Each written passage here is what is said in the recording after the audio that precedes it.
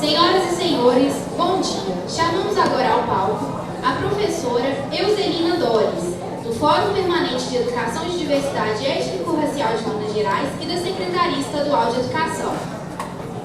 Gente, muito bom dia.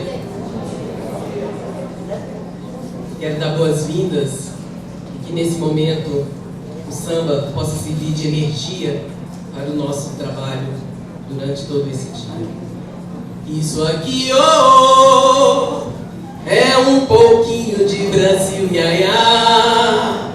Esse Brasil que canta feliz. É o quê?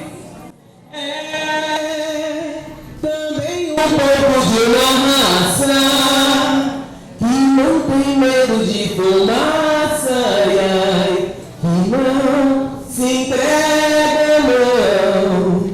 Isso aqui, oh, é o quê? É um pouquinho de Brasil, ai, ai.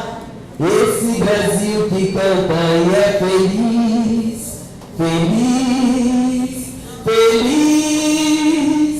É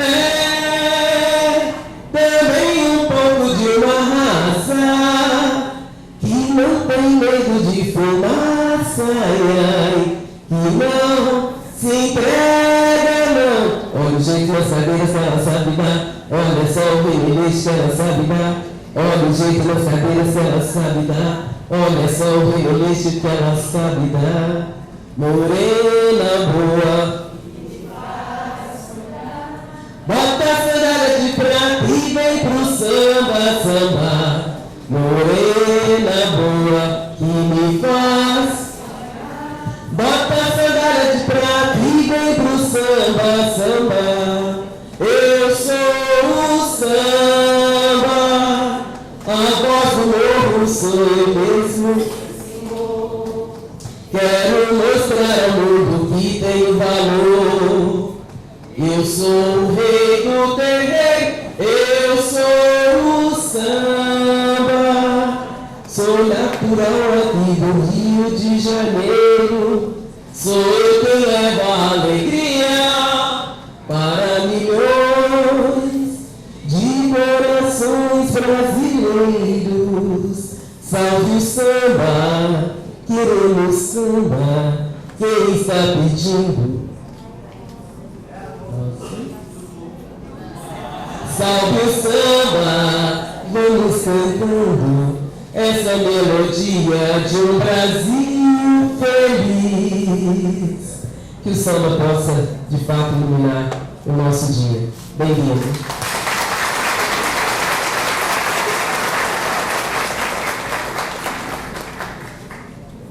Pedra no mar, é maré cheia, oh, mareia, oh, mareia, é água no mar, é água no mar, é maré cheia, oh, mareia, oh, mareia. Contam que toda tristeza que tem na Bahia nasceu de uns olhos morenos molhados de mar. Não sei se é conto de areia ou se é fantasia, que a luz da candeia ilumina pra gente sonhar. Um dia a fama abriu seu sorriso de moça e pediu pra dançar. A noite emprestou as estrelas bordadas de prata e as águas de amaralina. Era um peito só, cheio de promessa, era só. Era um peito só, cheio de de promessa era só, era um peito só. Cheio de promessa era só, era um peito só. Cheio de promessa era só. Quem foi que mandou o seu amor se fazer de caminhoneiro e o vento que rola arrasta o veleiro e leva pro meio das águas de Iemanjá. Olhando pra Lia sem poder voltar.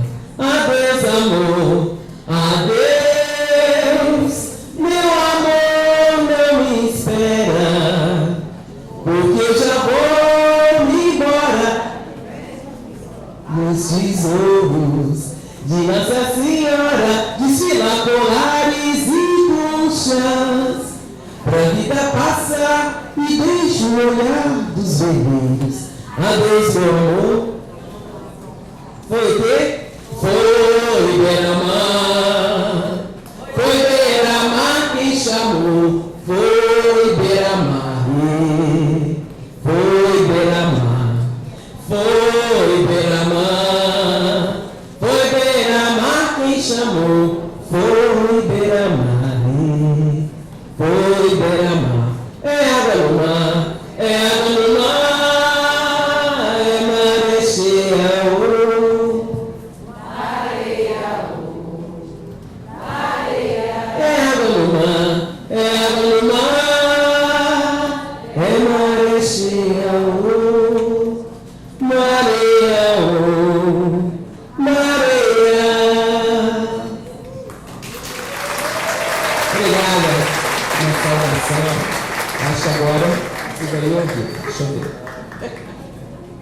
Bom dia, vamos dar início agora ao primeiro seminário sobre africanidades nas secretarias de educação.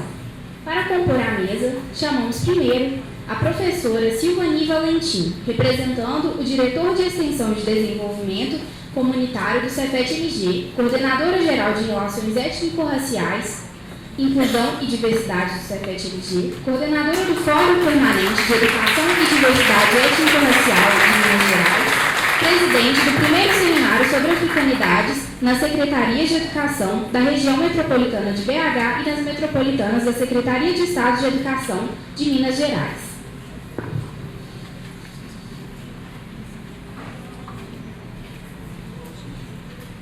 Excelentíssima Senhora Bárbara Rosa, do CECADI, Coordenação Geral de Educação para as Relações Étnico-Raciais.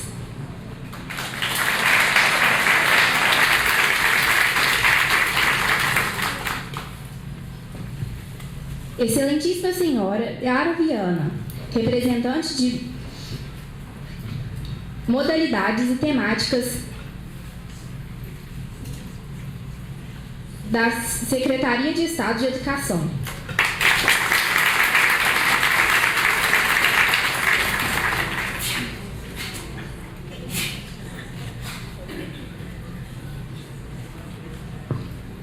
Excelentíssima Senhora Rosavani Pereira, gerente de articulação de política educacional.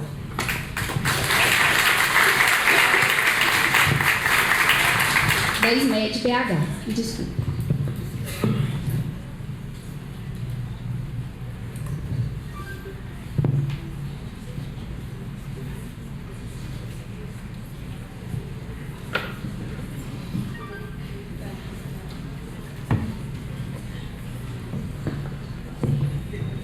Bom dia a todos e todas.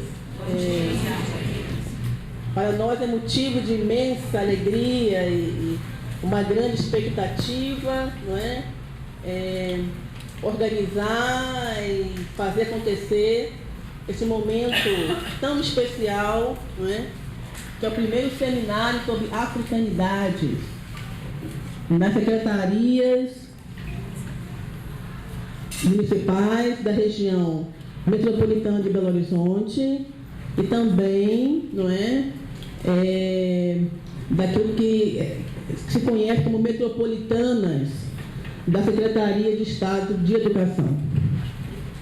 Eu tenho uma apresentação para colocar no PowerPoint, tá? Eu vou só pedir a paciência de vocês por um minuto. Mas antes de eu iniciar a apresentação, eu queria só saber quais são os municípios que estão aqui representados, que estão presentes, e eu vou pedir somente que os professores, professoras, né, secretários, gerentes, que estiverem aqui daquele município, se levantem, por favor. De Belo Horizonte. Muito bem, aplausos.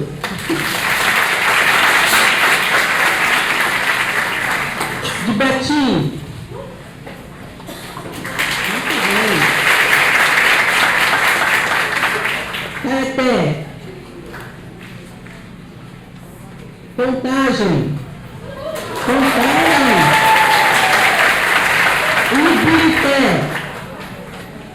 Ibirité, Lagoa Santa.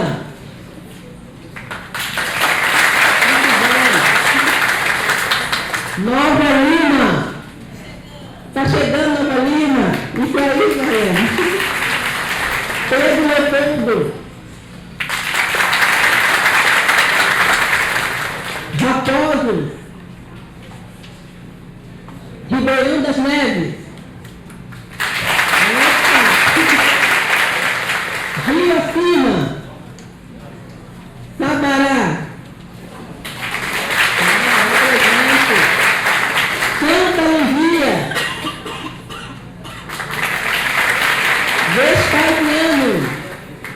Vespasiano, Brumadinho, Esmeraldas,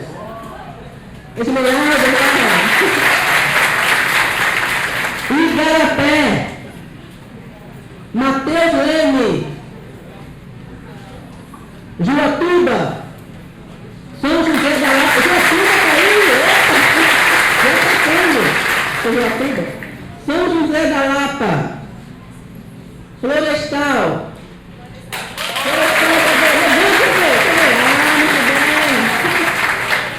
Rio Manso, Confins, Mário Campos,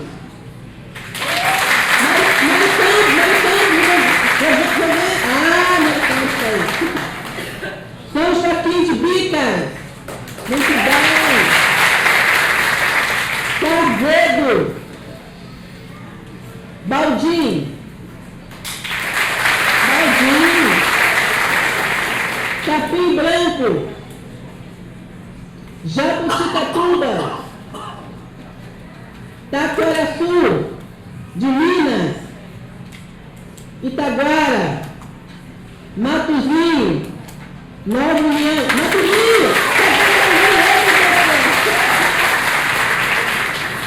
Nova União, Itatiaiuçu, não está aqui. Vou chegando. Quem não está aqui está chegando, viu? Vocês sabem que nós estamos aguardando os 35 municípios, mais as regiões metropolitanas aqui da Secretaria de Estado da Educação. E quem são as professoras, né, que atuam nas metropolitanas da Secretaria de Estado da Educação? Levante, por favor, se tiver alguma aqui. Muito bem. Quem está aqui representando? Muito bom, muito bem. Eu vou, então, passar a palavra para a professora, psicóloga, Bárbara Rosa, que conheço de longa data na CECADI, na Coordenação Geral de Relações Étnico-Raciais, não é? CECADI, Secretaria, não é? De Alfabetização, não é? E Diversidade, do Ministério da Educação. Então, a Rosa Bárbara está aqui representando também o Ministério da Educação, por meio da Secretaria de Diversidade, e por meio da Coordenação Geral de Relações Étnico-Raciais, né? Então, como é que esse diálogo sobre o Estado, sobre o governo brasileiro, mais precisamente com o tema Lei 10.639/2003, da implementação à materialização nas práticas pedagógicas das instituições do ensino, o papel do Estado brasileiro. Então, o debate inicial sobre o papel do Estado brasileiro, eu trago aqui o Ministério de Educação, não é? Da pessoa, não é? Da CECADI, da coordenação, da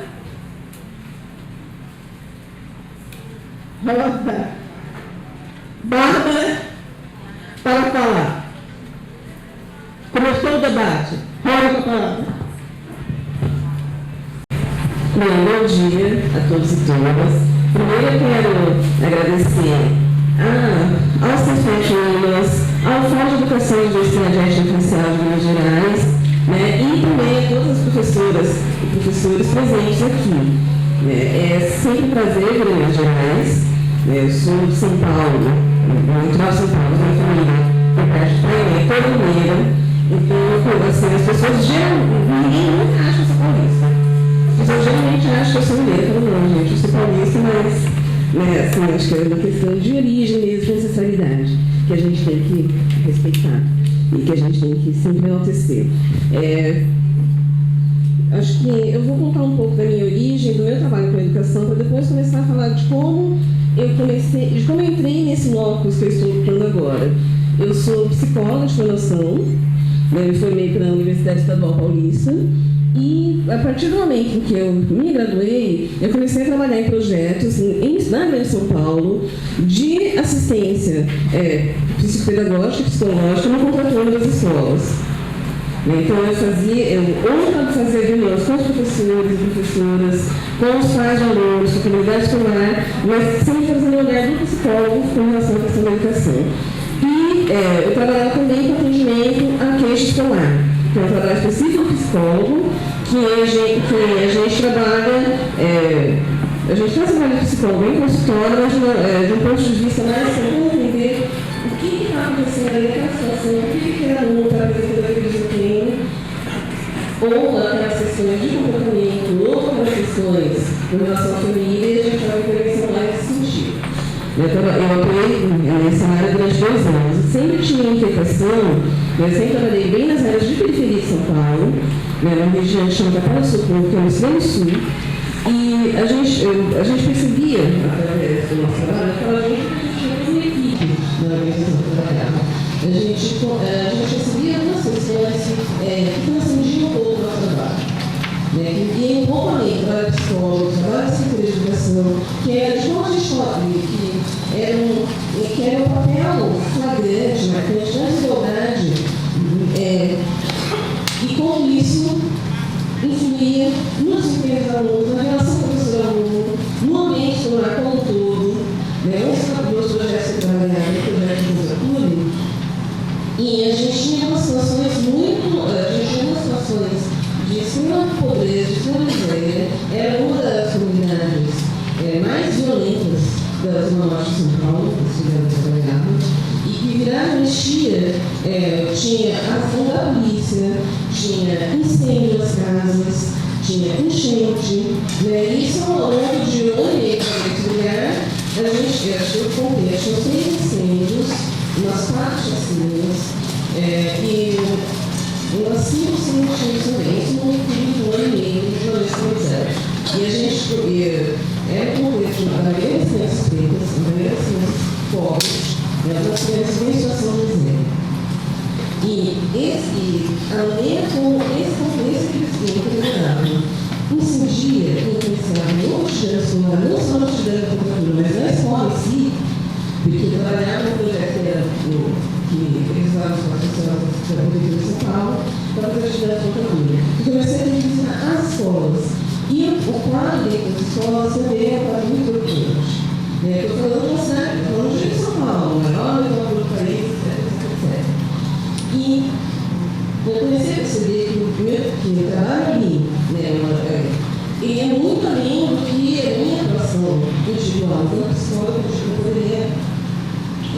poderia atingir. Então a gente necessitava conhecer a interessar pela promoção de políticas públicas, pela promoção de políticas alternativas. Porque a gente percebia que, às vezes, o nosso trabalho é secundário quando a gente está ali na escola, quando a gente está na sala de aula. Porque somos nós contra uma série de coisas, contra o caos social, contra o caos familiar, e o interesse de trabalhar com políticas públicas veio daí. Então, eu coincidindo de trabalhar no Ministério da Educação e tive a secretaria, onde estou desde 2006. Tenho 9 anos de Ministério da Educação e 9 anos de secretaria. E eu comecei a entender as políticas de promoção da liberdade racial como um dos elementos que a gente pode trabalhar para combater esse quadro, para combater esse quadro de caos que a gente encontra nas escolas. Para combater esse quadro que é muitas vezes discriminador. Então, quando a gente fala de promoção da liberdade racial, a gente tem alguns objetivos. O primeiro é a eliminação de desigualdades. Esse é o objetivo principal. Eliminar, não é diminuir, não é amenizar, é eliminar as desigualdades étnico-raciais que a gente encontra. Porque quando a gente vê os alunos que a gente trabalha, tanto da região que trabalha em São Paulo, toda a região metropolitana, do Horizonte, de Belém, do Rio de Janeiro, ou da região ali de Porto Alegre, sei lá, a gente vê situações muito parecidas. Quando a gente vai para os interiores, a gente começa a ver também que a situação dos alunos, dos professores, são situações muito precárias. E o que a gente vê? A situação das professoras, principalmente.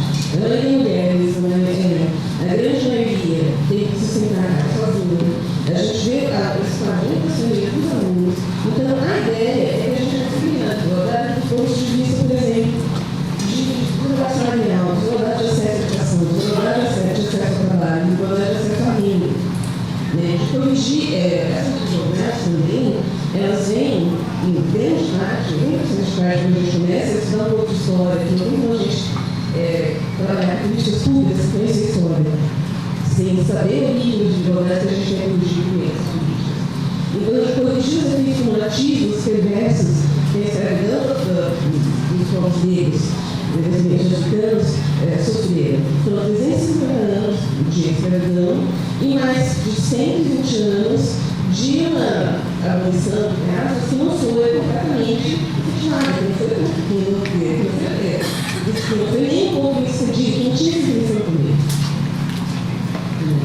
A gente também tem como objetivo promover a questão social e a igualdade de direitos, não só com relação à educação, como um dos nossos aspectos que a gente fala é a política de ensino superior. Quando a gente vai lá também no ensino superior, a gente está falando de mostrar aos alunos e às alunas uma história que eles não conhecem e que, em alguns momentos, é totalmente escondida deles. Eles têm que ignorar isso totalmente. E também a gente tem que colocar mecanismos sociais de discriminação.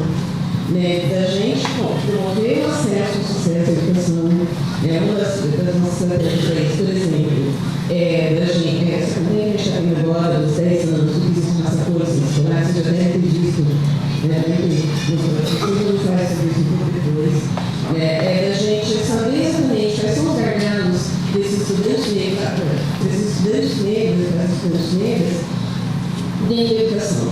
Se é um conteúdo que não nos reflete, se é uma maneira do professor trabalhar na sala de aula que não nos atende, esses são alguns dos mecanismos. E para a gente cumprir com esses objetivos, o governo federal ele instituiu uma série de órgãos públicos, uma série de estruturas, que visam combater a desigualdade. Então, a gente tem esse aqui, do ponto de vista mais amplo do governo federal, essa promoção de políticas de igualdade racial. E a CIVILA tem a característica de orquestrar essas ações de promoção de igualdade racial dentro de todos os ministérios. Então, eles têm ação na saúde, têm ação na educação, desenvolvimento social, em vários aspectos. E dentro do Ministério da Educação foi criado em 2004 a SECADI, que é a Secretaria de Trabalho, que tem a Secretaria de Educação Continuada, a Continuação, Diversidade e Inclusão.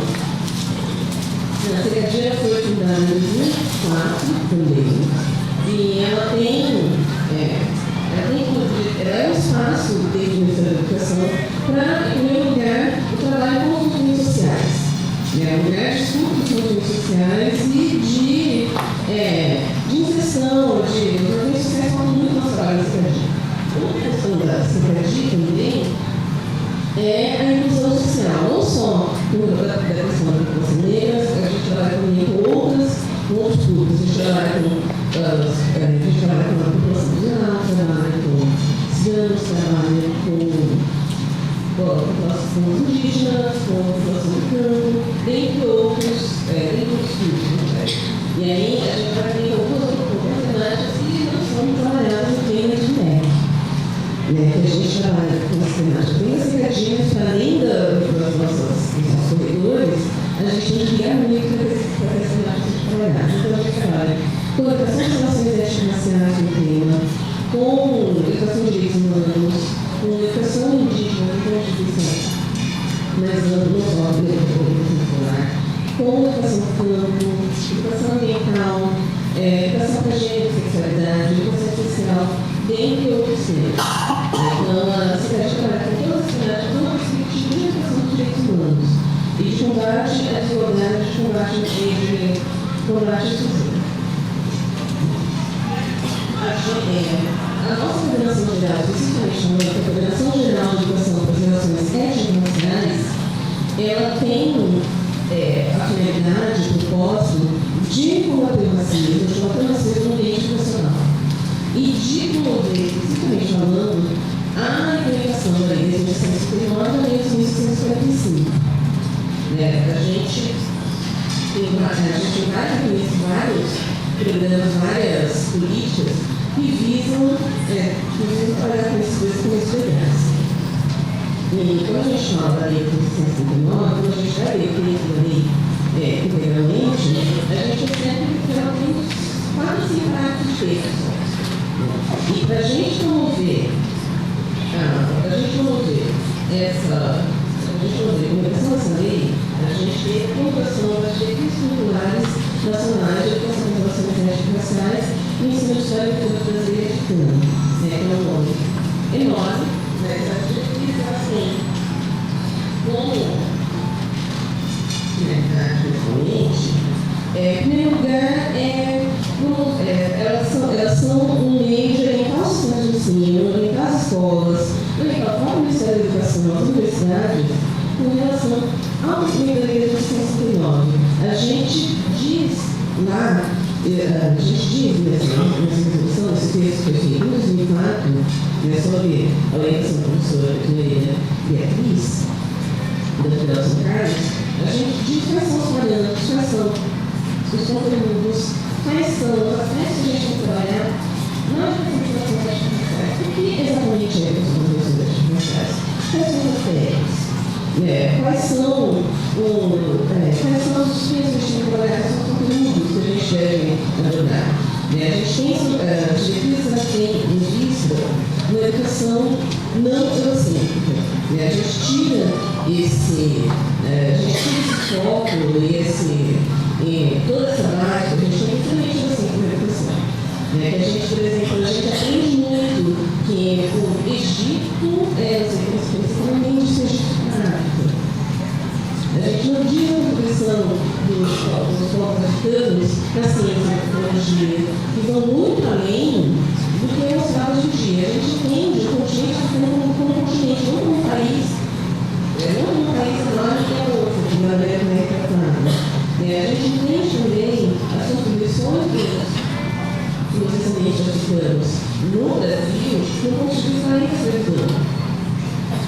A gente, no caso, se você está quando a gente vai trabalhar desde maio, a gente não trabalha numa perspectiva separada das diretrizes, a gente não tem certeza de maio com a perspectiva lá assinando a lei áurea e ficando tudo lindo. A gente tem certeza de um outro ponto de vista, a gente fala das lutas das comunidades quilombolas, as comunidades quilombolas com comunidades de resistência da especialidade, que são além para serem comunidades de escravos que fugiram. São organizações de pessoas negras e não negras também, que estavam ali lutando por igualdade e por representatividade e por autonomia e independência. Então, quando a gente trabalha com as diretrizes, a gente pensa nesses aspectos aspectos todos. Né? Desculpa, gente, pediram para falar um pouquinho mais alto. Vou tentar deixar o microfone mais próximo à boca. Então, quando a gente pensa nesses aspectos das diretrizes, ela tem esses propósitos, a gente trazer uma visão sobre a educação das relações étnico-raciais mais ampla. E, para além também dos conteúdos, o que a gente quer com a educação das relações étnico-raciais, faltado nessas diretrizes, é trabalhar com uma escola que não promove o racismo. Trabalhar com uma escola onde as crianças se sintam representadas. Trabalhar com uma escola que não trabalhe essa criança como um cidadão de segunda classe, ou simplesmente como mão de obra barata para o tráfico, ou como mão de obra para o trabalho informal, para o trabalho doméstico. A gente pensa nessa escola como um ambiente onde crianças negras e também crianças não negras aprendam que elas podem ser muito mais, que elas podem transcender, e que elas realmente, e que essa igualdade de direitos que existe na Constituição seja uma igualdade de fato. Né? Então, esse é um dos nossos objetivos dentro das diretrizes curriculares. Né? Para além das diretrizes curriculares da educação das relações étnico-raciais, a gente trabalha também com as diretrizes curriculares para a educação escolar quilombola. Porque Minas Gerais, por exemplo, é um dos estados que a gente tem maior número de comunidades quilombolas, tem maior número de matrículas de crianças em escolas quilombolas ou que são transportadas para as escolas. Então, em 2012, o MEC organizou, sob a coordenação da professora Nima Lino Gomes, que agora é ministra na CEPI e que é daqui da Federal de Minas Gerais, né? Sob a organização da Nima, a gente fez a resolução número 8 de 2012, que institui as diretrizes curriculares nacionais para a educação escolar quilombola. E nessas diretrizes, a gente entende que a educação escolar quilombola deve respeitar as tradições, as práticas culturais, as práticas educacionais pedagógicas daquelas comunidades. A gente não pode ter uma educação escolar quilombola, acho que tem um ponto importante também que a educação escolar quilombola é entendida como uma modalidade de ensino, assim como a educação escolar indígena. Né? E isso traz um avanço muito grande, porque a gente consegue reconhecer, a partir daí, a educação quilombola dentro da sua especificidade, dentro da especificidade daquelas comunidades específicas, daquelas comunidades ali.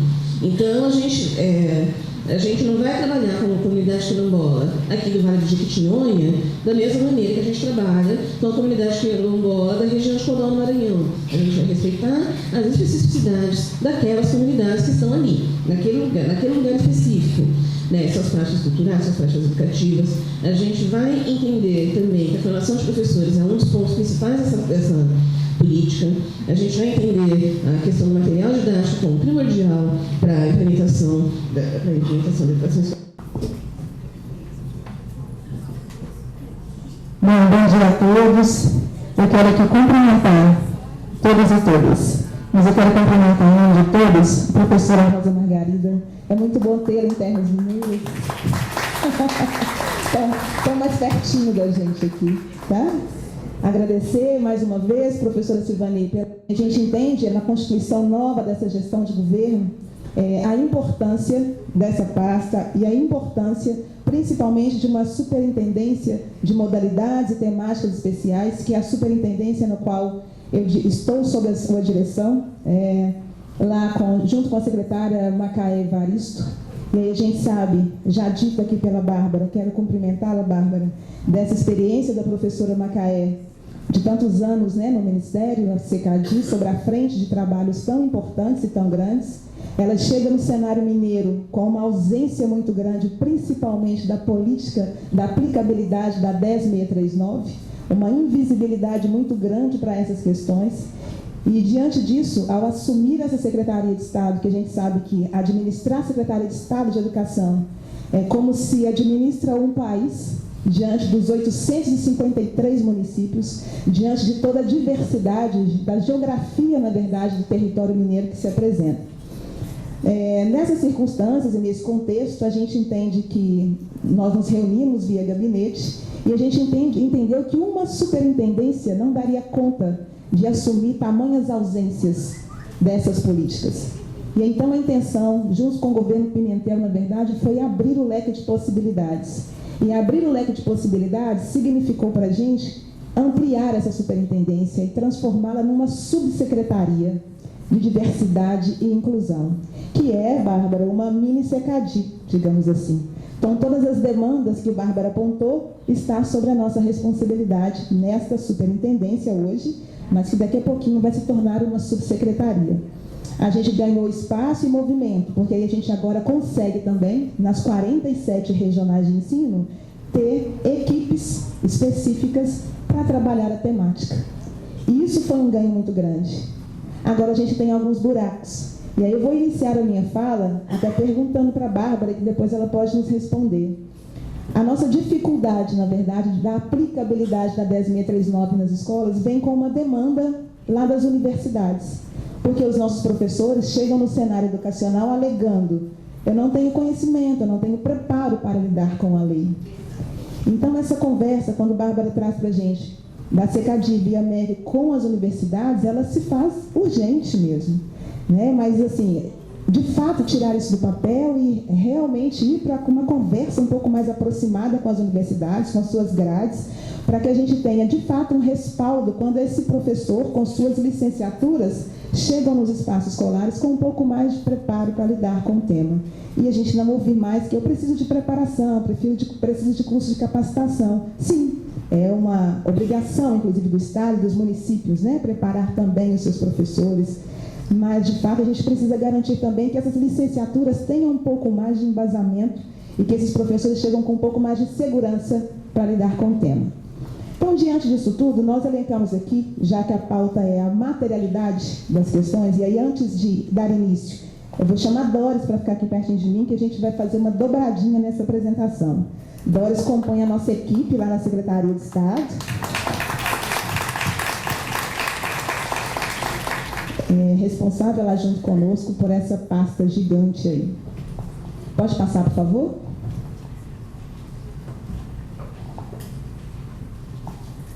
Então, o que foi nos pedido foi Lei 10.639, da implementação à materialização nas práticas pedagógicas das instituições de ensino.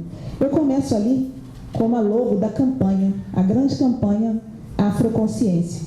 E eu digo a grande campanha porque ela elenca um plano de trabalho extenso. E o que foi essa grande campanha? Um acordo de cooperação técnica entre o governo de Minas e a CEPIR, que hoje está sob a coordenação da professora Nilma Lino Gomes. Esse acordo de cooperação técnica, né, assinado por meio da Secretaria de Estado de Educação, diz também dessa gestão, que é assumir o não trabalho com a 10.639 no Estado e agora, ao mesmo tempo, de dar subsídios, inclusive recurso financeiro, para que essa lei, de fato, se materialize nas nossas escolas. A começar, como eu disse anteriormente, pela ampliação do setor. A começar também pela criação das grandes equipes nas 47 regionais de ensino que nós temos. Pode passar.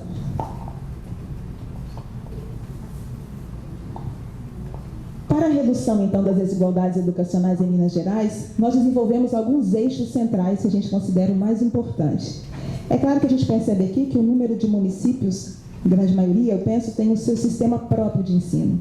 Mas a gente sabe também que essa clientela que vocês atendem, daqui a pouco estão conosco na Secretaria de Estado de Educação, cursando o seu ensino médio.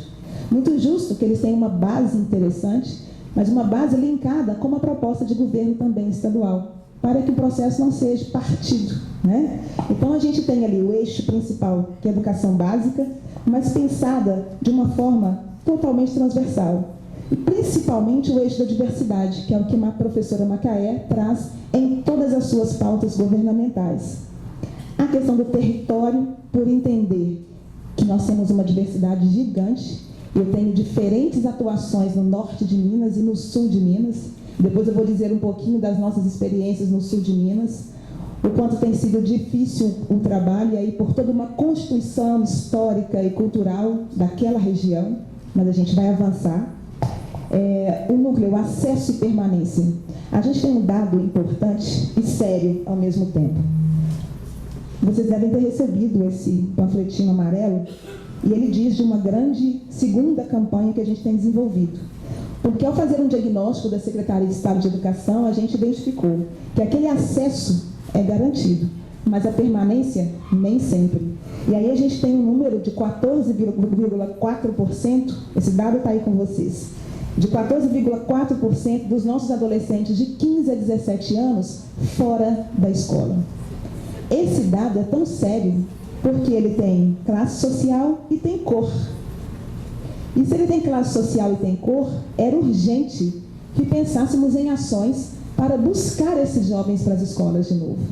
Então, essa grande campanha que a gente chama de Vem, Virada Educação Minas Gerais, ou seja, a chamada é justamente para ver se a gente consegue resgatar, pelo menos a nossa meta, pelo menos 80% desses 14,4% que estão fora da escola.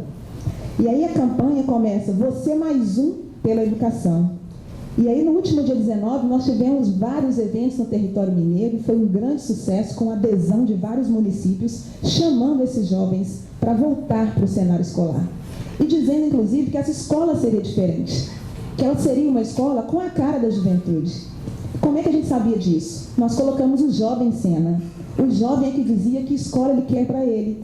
O jovem é que estava em cima dos palcos, apresentando as suas atividades, conversando com o seu professor e registrando o que era necessário ter na escola para que ele permanecesse.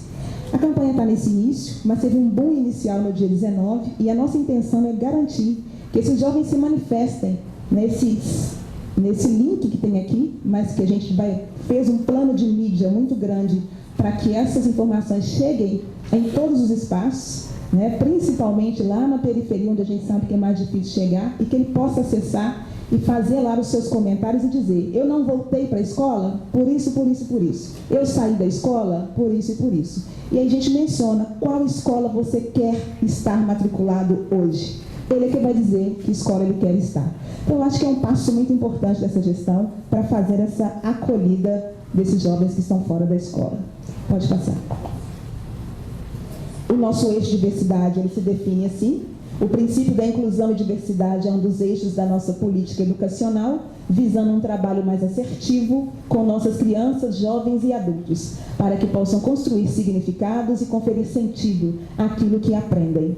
As dimensões pertencimento, reconhecimento, construção coletiva, produção do conhecimento e inovação pedagógica, instituídas na prática educacional, possibilitam a relação entre aprender e ensinar, com conhecimentos teoricamente sistematizados e as questões da vida real, a ponto de promover a transformação social. Aqui eu vou trazer para vocês um breve balanço da história dos vários movimentos em torno da promoção da igualdade racial. Eu não vou elencar todos, porque Bárbara fez uma trajetória histórica aqui muito interessante, mas eu vou retomar um que é histórico e que eu acho que marca também um pouco do cenário ainda das nossas escolas. Esses dois decretos dizem quem é o público, inclusive, das nossas turmas de EJA hoje. Decreto 1333, que proíbe nas escolas públicas do país a admissão de escravos e prevê a instrução de adultos negros dependendo da disponibilidade do professor. Infelizmente, são decretos históricos, mas que no decorrer da história a gente vai marcando e seguindo certos rituais. E aí, culturalmente, fica posto de que esses sujeitos têm um lugar para estudar, um horário para estudar. A gente precisa reverter isso. A gente precisa mudar de cenário, né? O decreto 7.031, que dizia, que estabelece que os negros libertos, ambos maiores de 14 anos, pudessem estudar no horário noturno. E se a gente percorrer as nossas escolas públicas, a gente vai perceber isso. Nossos sujeitos negros precisam trabalhar durante o dia, né? A questão linkada social, a questão socioeconômica linkada diretamente para os nossos sujeitos, aposta nesses dois decretos. Então, eu gosto muito de marcar esse espaço para dizer da trajetória histórica e de como a gente acaba repetindo esse lugar. É preciso, de forma urgente, estabelecer outros territórios, outros espaços para esses sujeitos frequentarem nas nossas escolas. Espaços de qualidade, né? Pode passar esse que foi o que Bárbara já nos apresentou. Pode passar também? Só um minutinho. O que impulsiona e legitima esses marcos normativos que a Bárbara disse anteriormente? a gestão governamental comprometida. Por isso que eu comecei falando da grande campanha e da assinatura do acordo de cooperação técnica. Ter aqui tantos gestores, tantos professores liberados para estar aqui durante a semana, participando de um fórum como esse, diz do comprometimento dessa gestão. Como garantir que nossos professores e professoras estejam de fato articulados e comprometidos com essas políticas? Falar de racismo, discriminação, reparações e cotas ainda fere alguns valores arraigados no mito da democracia racial. Estou dizendo isso porque como a gente está fazendo um mapeamento das nossas SRS e acompanhando mais de perto as equipes que estão sendo constituídas, a gente ainda percebe uma certa dificuldade de: mas eu não tenho negros em Pouso Alegre. Se eu não tenho negros em Pouso Alegre, a gente precisa mesmo pautar essas questões aqui, Yara. Essas eram, às vezes, algumas perguntas, alguns questionamentos. Porque a gente olhava no cenário, realmente, da escola pública de Pouso Alegre, brancos, mas com uma história completamente marcada pela africanidade. Então, que desconhecimento da história daquele lugar é esse? Então, foi a minha pegada nessa região. E eu estou dizendo, literalmente, sobre a região, é porque a gente teve essa liberdade para dizer aqui, tive a liberdade de estar com eles em 2 encontros, foi necessário 2 encontros para que eles entendessem o cumpra-se da lei e depois para que eles entendessem a importância de se trabalhar a temática. Então, esse mito da democracia ficou posto, mas também é uma leitura muito rápida que as pessoas fazem apenas pela cor da pele. Se eu sou um pouco mais clara, eu não me entendo como negro, então eu não preciso trabalhar isso nas minhas escolas. Eu não vejo negro aqui. Né? E aí esses sujeitos que transitam de Pouso Alegre para as regiões mais próximas, que começam a conviver com os quilombos, inclusive, começam a não entender essa relação. Quem são esses sujeitos? E aí se dão diversos conflitos que aparecem nas nossas mesas, né, Doris? Todos os dias. Pode passar. Pode passar, já falei da campanha. Diante da campanha, o que nossa secretária diz? A secretária de Estado de Educação esclarece a importância desse acordo assinado. Ao assinar o acordo, o Estado de Minas Gerais está assumindo um compromisso de efetivação de uma política de promoção da igualdade racial. Quando falamos em cultura e história afro-brasileira, estamos falando também de uma história que durante muito tempo foi negada. E foi essa negação histórica, geográfica do território mineiro que a gente encontrou em alguns pontos. Mas que, graças a Deus, hoje a gente já tem mapeado e a gente vai poder atuar localmente nessas regionais. Educação em cena. Dá-se a impressão de que a gente pode comemorar com essas ações iniciais. Não, isso são só indicativos de urgências. E esse indicativo de urgências, a gente tem muita clareza de onde a gente precisa de fato atuar. Uma das ações que a gente já começa a perceber é quando as escolas começam a nos dar o retorno. Rosa Margarida diz muito, é preciso chegar no chão da escola. Ficar só no âmbito da gestão, não vamos conseguir caminhar. E é isso que a gente tem conseguido fazer. As escolas já têm nos dado um retorno depois do lançamento dessa campanha nas regionais, depois de algumas formações com os nossos gestores. Então, quando as escolas começam a nos encaminhar os projetos, começam a nos dizer que está sendo interessante, que os meninos estão participando mais, essa é a pegada de fato. E aí a gente já tem escolas quilombolas sendo premiadas, pode passar. Essa escola mineira foi finalista do Prêmio sobre Igualdade Racial, uma escola que não recebia recursos para projetos pedagógicos durante muito tempo, infelizmente porque a geografia que era vista anteriormente é uma escola lá na zona rural, eles não têm muito recurso, eles vão participar de projetos, precisa mesmo viabilizar recurso financeiro para escolas em áreas tão distantes? Precisa. Tanto precisa que eles mostram resultados de qualidade. E essa foi uma prova viva disso. Pode passar? Esse é um mapeamento do nosso monitoramento a princípio. Das 47 regionais de ensino que nós temos, nós conseguimos já alavancar quase 26 regionais de ensino. Falta um número ainda considerável, mas a gente vai chegando lá aos pouquinhos. E aí, em cada regional dessa que nós visitamos, o retorno tem vindo. As escolas encaminhando projetos, fotografias e dizendo o quanto está sendo importante trabalhar com a temática. Pode passar? E aqui são algumas das ações intercaladas e respeitando a diversidade do território mineiro. Pode passar. Nós, no cenário da educação escolar quilombola, nós temos aí, a gente sabe que o território mineiro é o território com mais comunidades quilombolas. Mas, estranhamente, nós identificamos nessa gestão apenas 23 escolas estaduais quilombolas, num cenário de 196 escolas municipais quilombolas. A gente sabe que entender-se como escola quilombola requer também uma per capita dobrada para essa escola, um currículo adaptado e específico para essa escola, coisa que não era feita antes, e muito menos nem em conversa com as comunidades e lideranças dessa comunidade. A intenção neste momento foi criar um GT, que a gente está chamando de GTEC, Grupo de Trabalho da Educação Quilombola. Esse grupo de trabalho é composto por professores quilombolas, gestores quilombolas e lideranças comunitárias das comunidades. A gente vai ter um encontro agora de novo, um segundo encontro no dia 25, onde nós, amanhã, onde na verdade nós vamos publicar a resolução que formatou esse GT. A ideia dessa reunião de amanhã é apresentar um diagnóstico preliminar que nós fizemos, mas é muito mais do que isso. É conversar, é fazer essa parceria, na verdade, é fazer em conjunto. O que significa, na verdade, a educação quilombola no estado de Minas, sob a ótica dessas lideranças das comunidades, sob a ótica do professor da escola quilombola que está lá. Pode passar.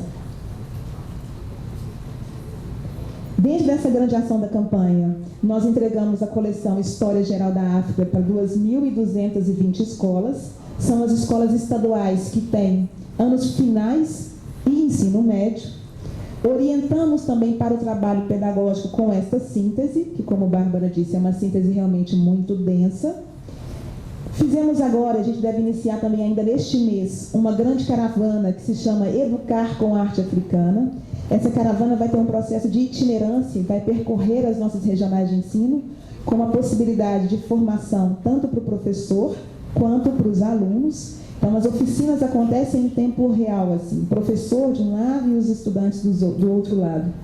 A gente vai iniciar aqui na região metropolitana, com as metropolitanas A, B e C, mas a intenção é rapidamente alastrar essa caravana para o estado. Estamos fazendo o relançamento da campanha Afroconsciência nas regionais e em municípios com maior gravidade nessa situação da lei, né, Rosa? Intercâmbios culturais Brasil e Moçambique. Eu estive em Moçambique no mês de agosto, retorno agora em outubro para um curso de formação de 30 horas para professores formadores de professores. Essa contrapartida entre Brasil e Ministério moçambicano, porque aí na verdade o Estado de Minas é o único ente federado participando dessa missão, é justamente em função da assinatura do Acordo de Cooperação Técnica.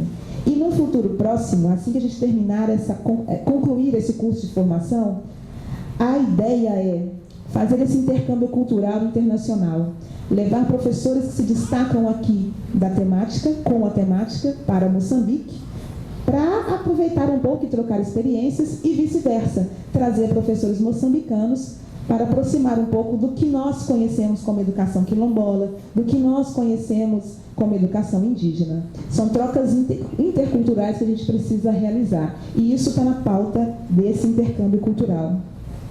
Apoio e fomento para a realização dos fóruns, este é um deles, conselhos e núcleos de ações afirmativas.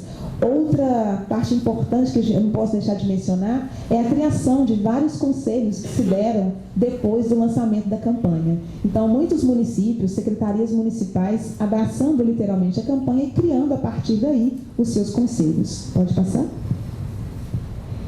Essa foi uma outra ação importante, que foi o nosso primeiro Fórum de Ações Afirmativas de Minas Gerais, e lá nós conseguimos formar 280 participantes, que foram gestores da sociedade civil e os nossos gestores educacionais.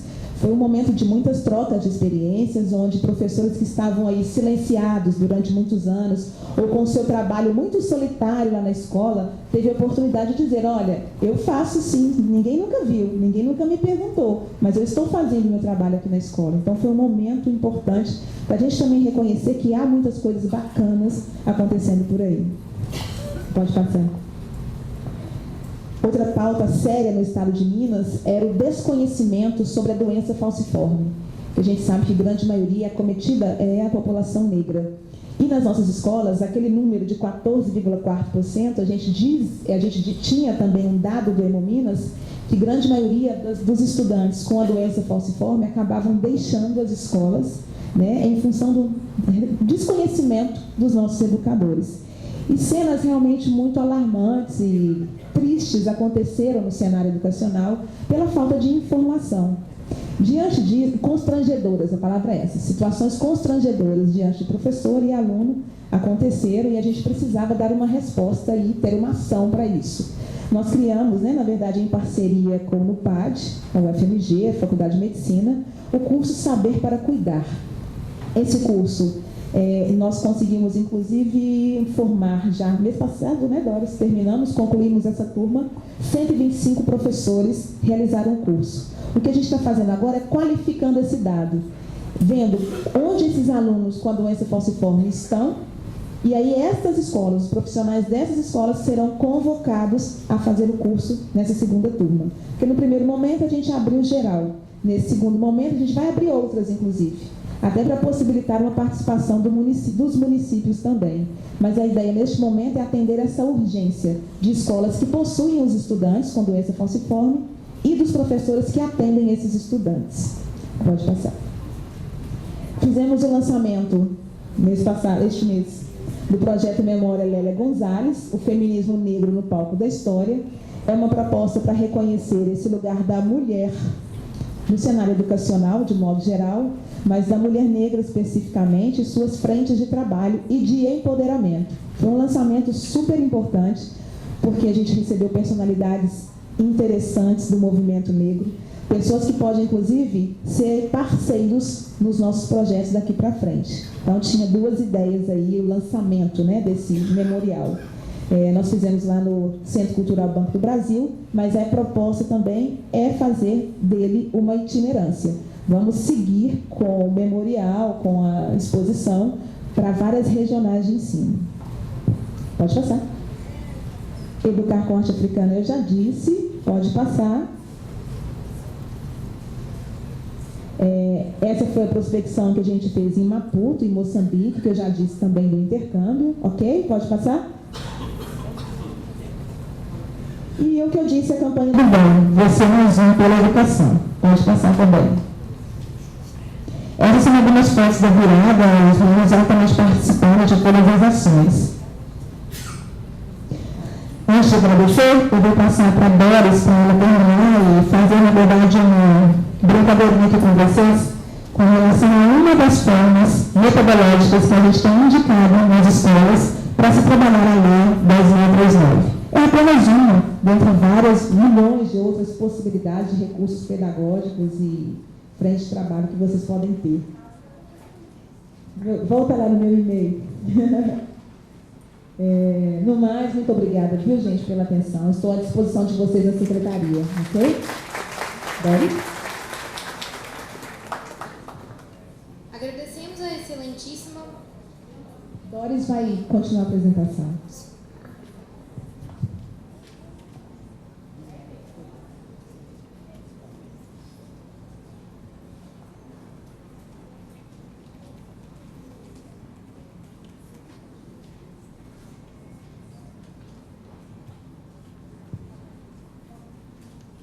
Gente, então, mais uma vez, bom dia, dando seguimento às apresentações.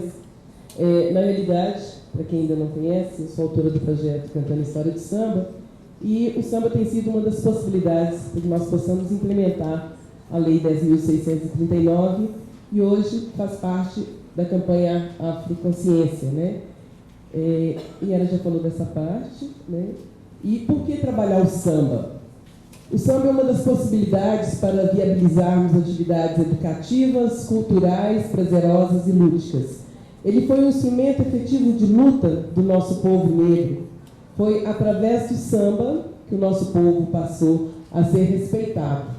O samba conta a nossa história de denúncia, lamento, de amor, de alegria, tristeza ao mesmo tempo. É um batuque cheio de poesia. Eu vi que algumas pessoas já adquiriram um caderno de texto, e aí eu quero lembrar, ele está sendo vendido lá fora, e as atividades pedagógicas que foi realizado pela nossa querida parceira, minha amiga Rosa Margarida. E eu vou apresentar um samba, né? Foi por isso que eu fiz aquela abertura, cantando aos sambas, Kizomba Festa da Raça, todo mundo conhece? Vamos cantar um trechinho? Como é que é? Valeu Zumbi, o grito forte dos palmares, que correu terra, céus e mares, influenciando a abolição. Zumbi valeu, hoje a vila é Kizomba, é batuque, canto e dança, jongo e maracatu. Vem menininha pra dançar o caxambu, vem menininha pra dançar o caxambu. E qual que é a proposta? É pensarmos esse samba, com ele a gente consegue trabalhar de forma interdisciplinar, né? Todas as matérias com esse samba. Yara, por favor. Yara. Aí a outra já. Que nós não vamos cantar ele todo não por causa do tempo. Então vamos pensar, em português, com a letra do samba, o que a gente consegue trabalhar? As expressões linguísticas de matriz africana, como kizomba, batuque, jongo, maracatu, caxambu, orixás. Trabalhar a questão do apelido, né? No samba aparece menininha. E apelido, geralmente, nas escolas, às vezes ele vem de uma forma muito depreciativa com os nossos alunos. Então é repensar como podemos trabalhar o apelido de uma forma bem positiva. Definições de vertentes do samba, como samba enredo, o pagode. Em matemática, podemos trabalhar aí a tabela de gráficos, pensando quantos títulos a escola de samba já recebeu. Trabalhar esses gráficos comparativos, quantitativos das escolas de samba, quantidade de componentes da escola de samba e as alas que nós temos. Em história. Em história, podemos trabalhar exatamente o contexto histórico da história de Zumbi, sobre o quilombo dos Palmares, a questão da abolição. A escola de samba Vila Isabel, né, falamos aí dessa trajetória de Princesa Isabel, o 13 de maio, 20 de novembro, o apartheid, trabalhar a questão de raça, essa classificação no IBGE, como esse exemplo que a Yara falou de Pouso Alegre, né? As pessoas ainda têm essa dificuldade e ainda não consegue se auto-identificar. E a questão da Constituição. E tem também, pensando que esse samba, ele foi vencedor, né? Ele ganhou a Escola de Samba de Isabel pelo centenário da abolição. Em geografia, podemos trabalhar o mapa da África, né? Localização de Luanda, mapa do Brasil, localização Palmares, mapear os quilombos e local da sede. Na formação humana, ética e cidadania, podemos trabalhar a questão da religiosidade de matriz africana, os orixás, né, mãe? Os rituais, sacerdote, questão da emoção, convocando toda a massa, questão de gênero, Clementina, Anastácia. Inglês, a tradução de texto, né? Falar também do apartheid. Em biologia, podemos trabalhar a melanina, os participantes dos desfiles, os negros, amarelos, os orientais, fascistas, os brancos. Em educação artística, podemos trabalhar as personalidades, né? Quem são esses compositores? Né? Quem faz essa nossa história? Quem registra o samba? Quem são esses intérpretes que nós e talvez mais ainda os nossos alunos não conhecem? Né? Acho que uma das dificuldades dentro dessa nossa história é esse referencial positivo. Quem são esses nossos heróis? Que são tantos e os nossos alunos ainda não conhecem. trabalhar a questão dos adereços, das roupas, a culinária africana, vamos falar de AG1, bateria de escola de samba, a questão dos instrumentos. Em educação física, podemos trabalhar dança, caxambu, jongo, maracatu, jogo de bravura, capoeira, coreografias. Geralmente me perguntam, né, nas escolas, a dificuldade de trabalhar por ser a questão do samba, para os nossos alunos evangélicos. A proposta do Cantando a História de Samba é trabalhar a história. É claro que a música vem de uma forma bem lúdica, mas para os nossos alunos evangélicos, geralmente eles querem dançar, a proposta é que eles possam conhecer, de fato, a história, né? Nós não estamos propondo que eles venham dançar, que já aconteceu de a gente ter uma certa dificuldade com os pais e os alunos. E quais são os resultados? Conhecimento e valorização da cultura, fortalecimento da autoestima e identidade, respeito às diferenças, fortalecimento da sociabilidade, da direção geral da escola, professores, educadores, funcionários, alunos, pais e toda a família. Então, esse é um pouco da contribuição do Cantando a História de Samba e que hoje também estou à disposição na Secretaria, dentro da Superintendência de Modalidades e Temáticas, e poder contribuir e falar dessa história é sempre um prazer. E dentro do Cantando a História de Samba, nós temos um CD que está no site, disponibilizado no site, no Doris Samba, e tem uma contribuição muito importante, que também está disponibilizado, de Rosana Pires, das letras do samba, onde ela fez uma análise pedagógica. É só acessar o site, dorisamba.com.br, que está disponibilizado. E também agradecendo a Rosane por essa grande contribuição. E aí, Yara? Então, nós vamos deixar aí com a Silvani. Nós trouxemos o material da Lélia para ser sorteado. Aí Silvani vai pensar como, né, Silvani? Tem lista? Olha. Oi? Aí como que vai ser a dinâmica? Silvani? Mas aqui, para ganhar, vai ser no final da tarde, tá, Silvani? A gente quer agradecer o carinho, a atenção de vocês. Vamos dar continuidade.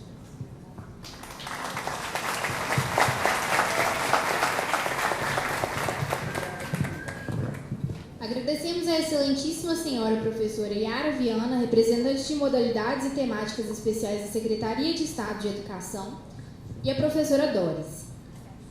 Passamos a palavra agora para Rosângela da Silva, do CEPI, Coordenação de Promoção da Igualdade Racial de Belo Horizonte.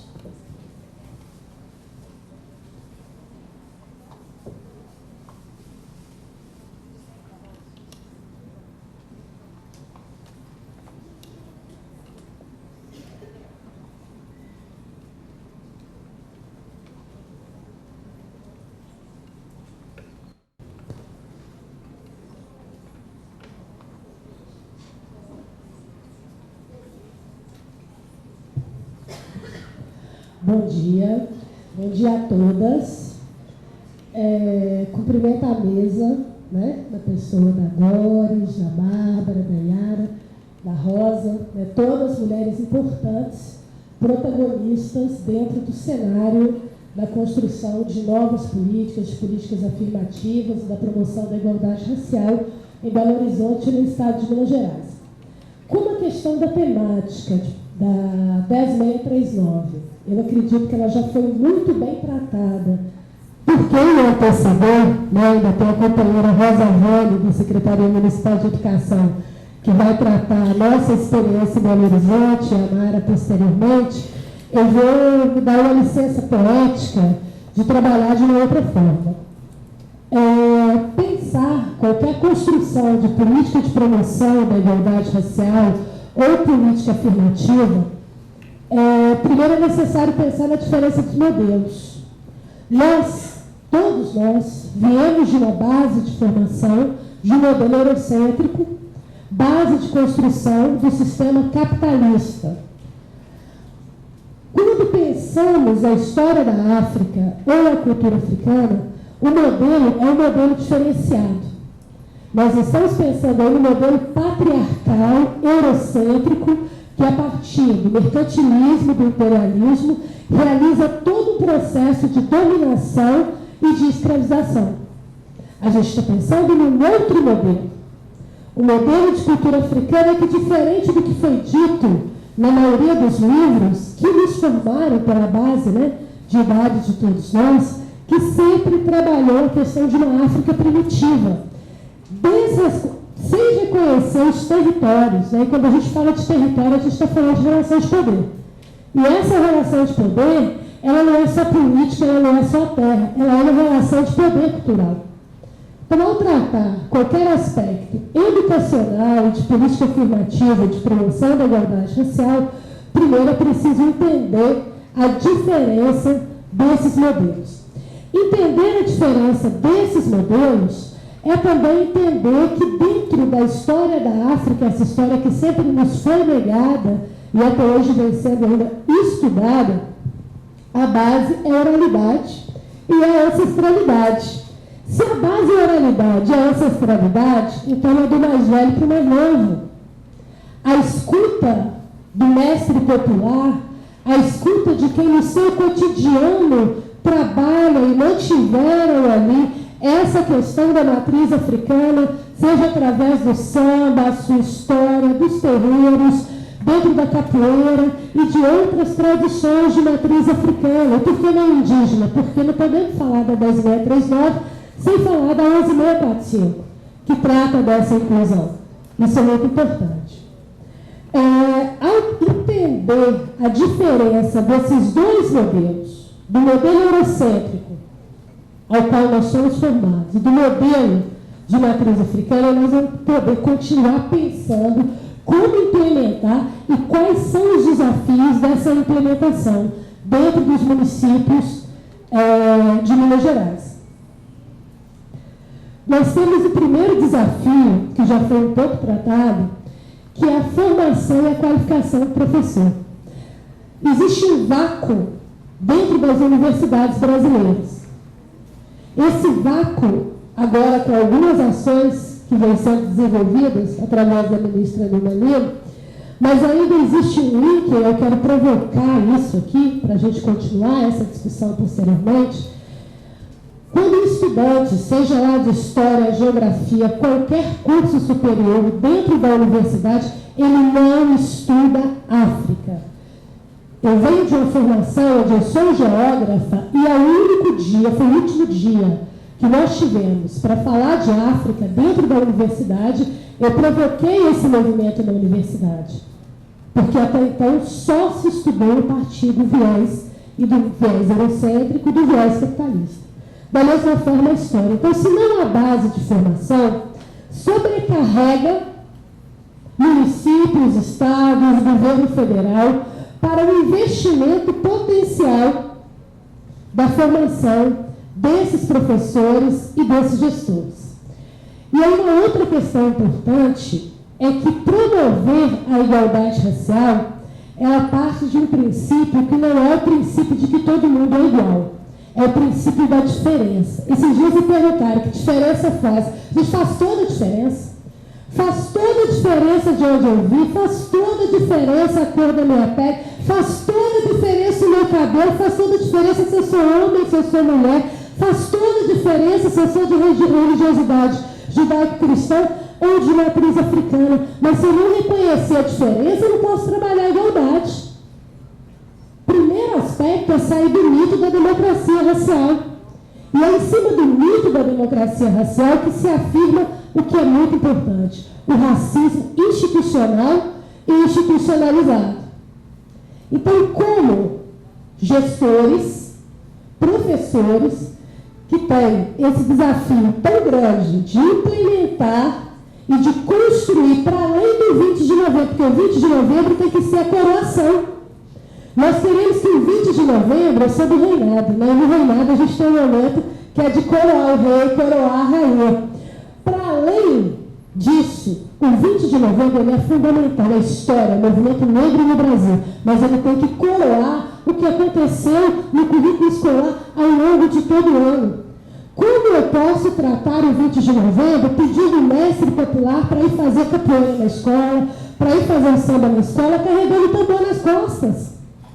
Como que eu posso comemorar o 20 de novembro reproduzindo práticas que são práticas discriminatórias? E que aí nós vamos cair de novo no mito da igualdade racial, de que o negro é só isso, sem entender essa cultura no contexto histórico, social, político e econômico. Então, é necessário, primeiro, entender diferenças existem.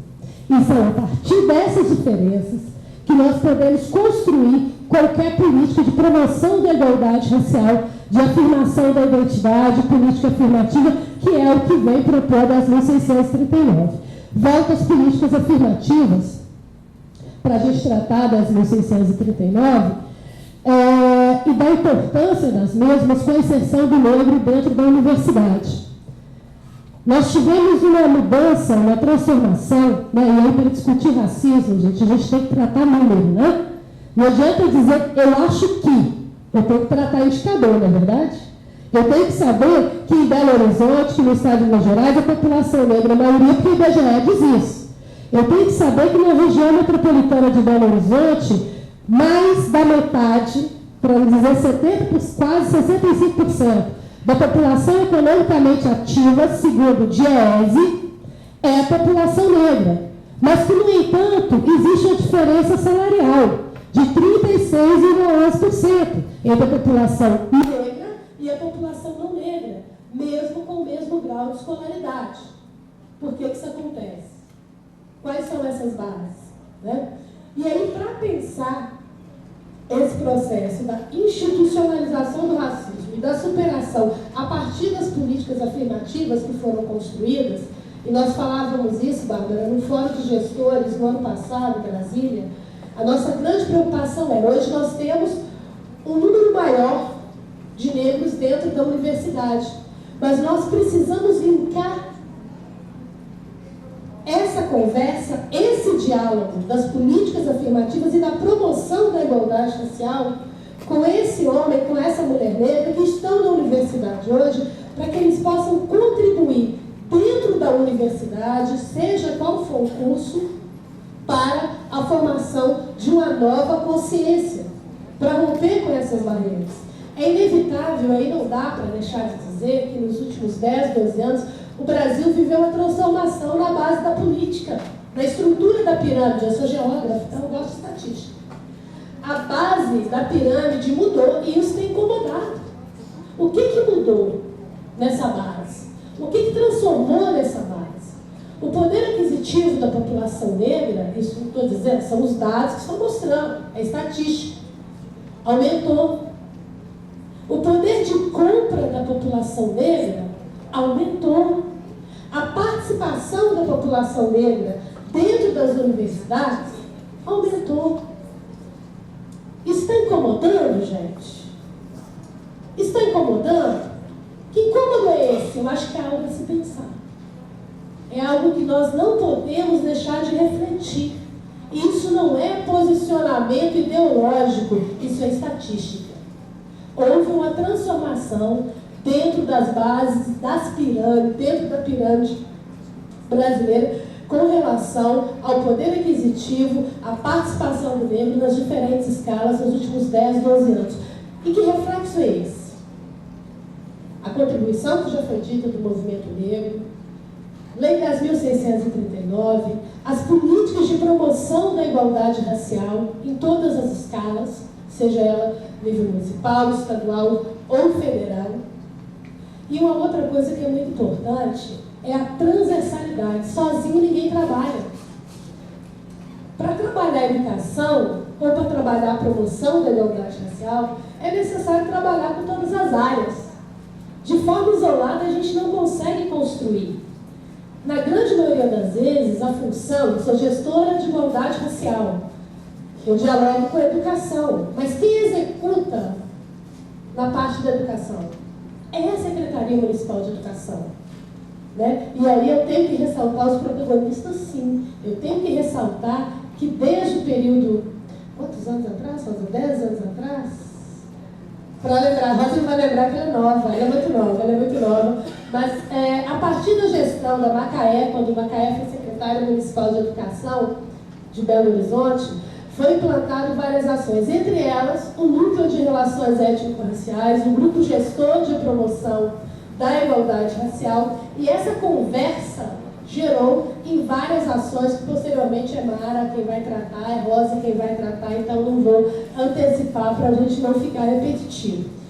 Mas quando eu falo dessa transversalidade, querendo dizer que na maioria dos municípios do estado de Minas Gerais não existe secretaria ou coordenadoria de promoção da igualdade racial.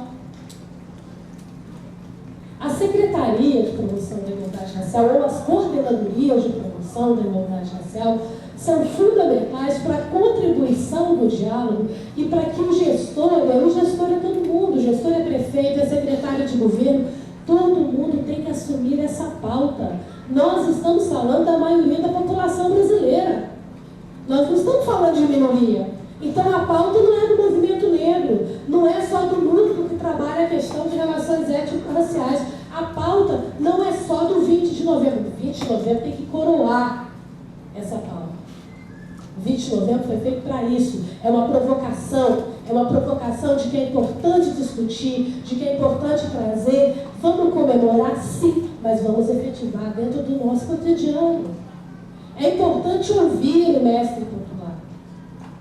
É importante ouvir quem veio primeiro. Essa é a base do diferencial da cultura eurocêntrica para a cultura de raiz com a matriz africana. Isso é uma base muito importante. Estão dizendo que eu tenho 5 minutos, mas acho que não vai precisar disso tudo, não. Então, quero destacar algumas coisas. Que é esse vácuo dentro da universidade, né, e um desafio colocado para nós, gestores de todo o Brasil, como que, a partir dessas políticas afirmativas, que são tão importantes, que têm trazido resultados positivos de inserção da população negra, nós vamos conseguir potencializar as políticas de promoção da igualdade racial, a importância de entender que a aplicação da Lei das 1.639, 11.645 e outras, ela não se dá de forma isolada, mas é preciso conjugar com as demais secretarias, é preciso que todas as pautas assumam a promoção da igualdade racial, desconstruir o mito da democracia racial, que é tudo igual, entender que faz toda a diferença e que essa diferença é que vai permitir a gente trabalhar a promoção dessa igualdade, mas é com respeito à diferença, ao modo de vida de cada um, ao modo de vida cigano, ao modo de vida indígena, ao modo de vida quilombola, ao modo de vida de cada um. Né? É o pertencimento, identidade, isso tem que ser respeitado. Ninguém é igual a ninguém. A casa do João não é igual à casa do José. A casa da Maria não é igual à casa da Sebastiana. E esse lugar comum, quando a escola vai discutir a questão dele, se colocar isso num lugar comum, a gente corre o risco de reafirmar o racismo institucional e institucionalizado. Então a mensagem que eu deixo é, para superar o racismo institucional, o racismo institucionalizado, implementar ações para concretizar das 1.639 e a 11.645, é fundamental ações participativas que envolvam todo o governo dos municípios, dos estados e o governo federal. Reconhecer as diferenças e, principalmente, só vamos implantar e coroar, porque a educação é a base de tudo, né, gente? Se a criança não é educada na escola, ela não vai ter condições de tratar essa diferença tão importante na história da construção e da participação social e econômica de cada um desses atores dentro do cenário brasileiro de forma adequada. Então, construir isso a partir da educação básica, e aí agora a Secretaria de Estado de Educação está de parabéns com a campanha Afroconsciência, né, que vai chegar aí, que é uma outra lacuna, alguns desafios que o governo federal está começando e que temos que avançar mais, reunir os gestores de todo o Brasil novamente, retomar o fórum de gestores, né, Bárbara, do Brasil inteiro, para discutir essas questões, isso é muito importante. Demais, agradecer a professora Silvani, convite, agradecer a todos e desejar um excelente fórum, dizer que a Prefeitura de Belo Horizonte, através da Coordenadoria de Promoção da Igualdade Racial, está de portas abertas para receber a todos e dar um recado, que ontem nós lançamos, né, por falar nisso, gente, é tanta coisa. Ontem nós lançamos o edital do Programa de Certificação e Promoção da Igualdade Racial. Está lá no link, é só acessar www.pbh.gov.br. É um instrumento importante de superação do racismo, que visa trabalhar com instituições públicas e privadas, e daí as escolas e as instituições privadas, né, podem apresentar um plano de trabalho que vai ser avaliado pelo comitê gestor e receber um selo compromisso que vai ser monitorado essas ações. E as empresas também, né, a partir dos dados, principalmente do reconhecimento do racismo institucional e dos dados já apontados pelo IBGE, pelo IPE. Então é um primeiro passo, BH Sem Racismo, a campanha está lançada e conto com a contribuição de todos. Obrigada, gente, bom dia.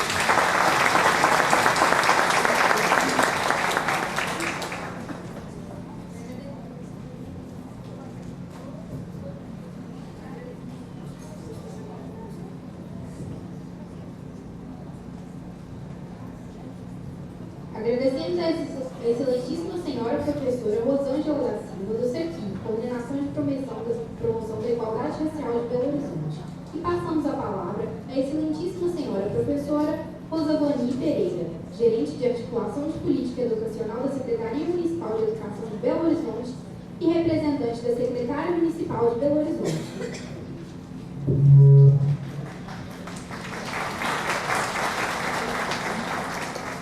Combinei com as meninas ali, para elas começarem a puxar as palmas, porque depois de tanta gente bacana falando, a gente vai falar por último é algo como valha-me Deus Nossa Senhora, sabe?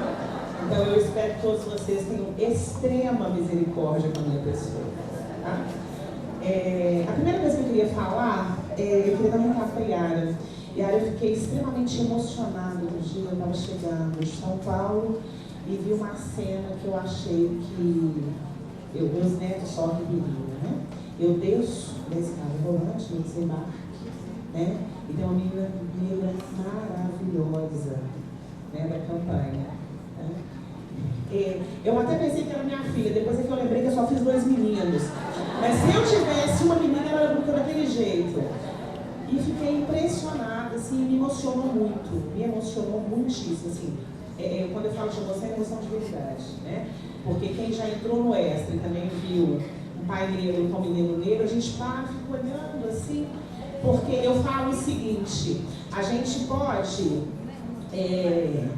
não ter chegado a muitos lugares, mas a gente está vindo de muito, muito, muito longe, né? Então, quando a gente vê essas coisas, elas realmente emocionam bastante. Eu queria que você desse esse recado para a Macaé, por favor. Posto isso, deixa eu falar um pouco de que lugar que eu falo. Me apresentar de novo, né? Meu nome é Rosavani Pereira, trabalho, sou servidora do município, professora municipal nível 1, peãozinha do município. Trabalho há um tempo já na Secretaria Municipal de Educação e agora na gerência de articulação da política educacional.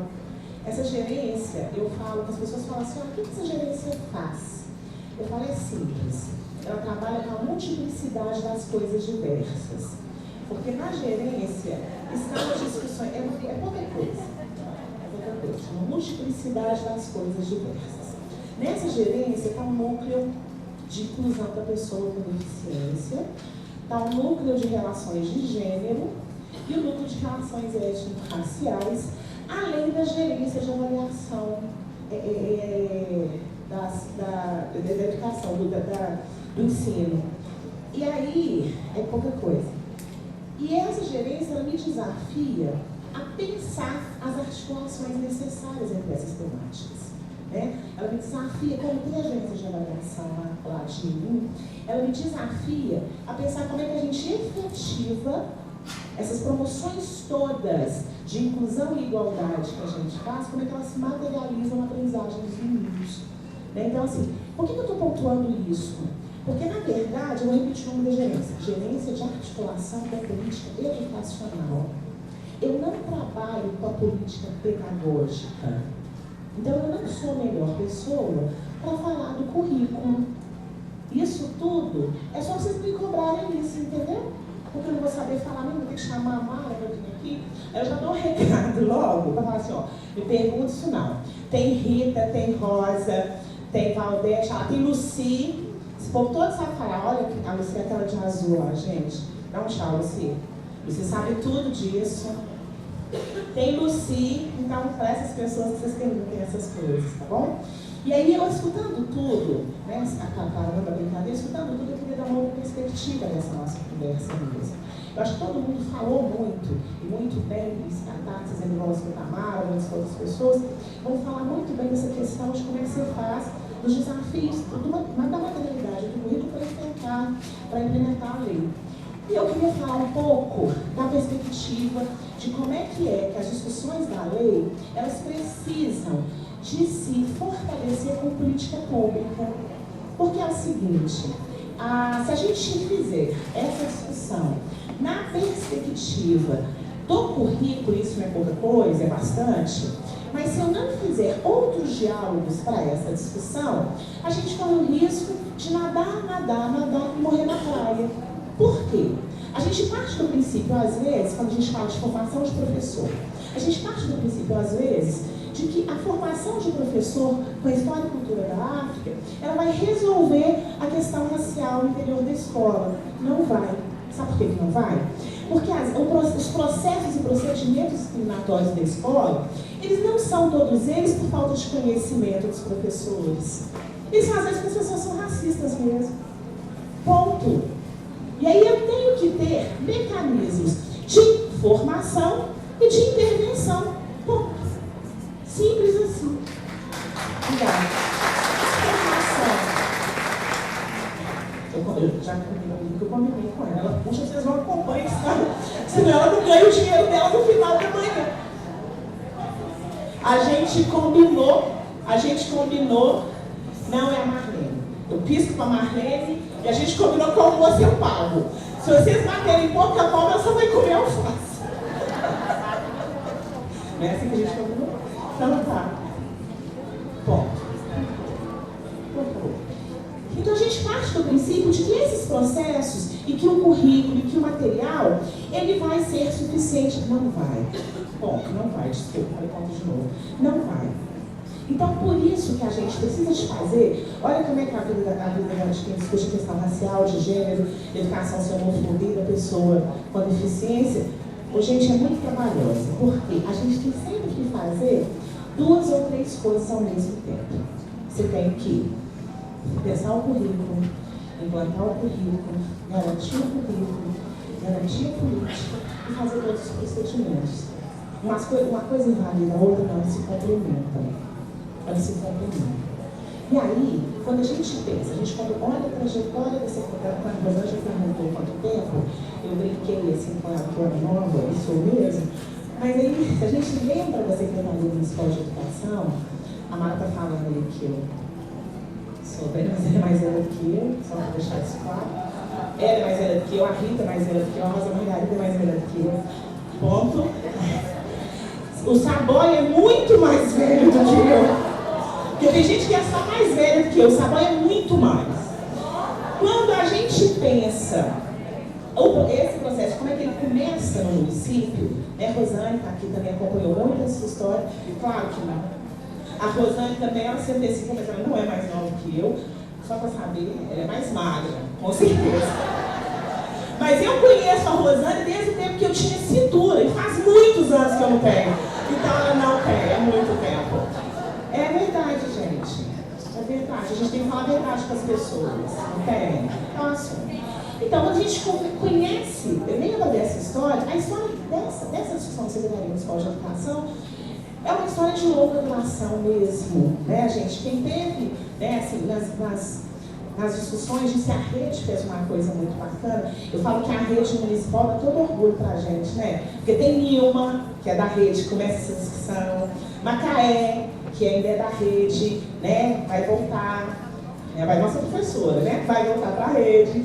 Nós temos um monte de gente que, é porque a gente fica brincando, que assim, só para brincar, só para vocês entenderem o que é, a Macaé, quando ela sai, ela é lotada na minha gerência. Eu fico brincando falando assim, que agora quem manda nela sou eu, né? Não é uma brincadeira boba lá.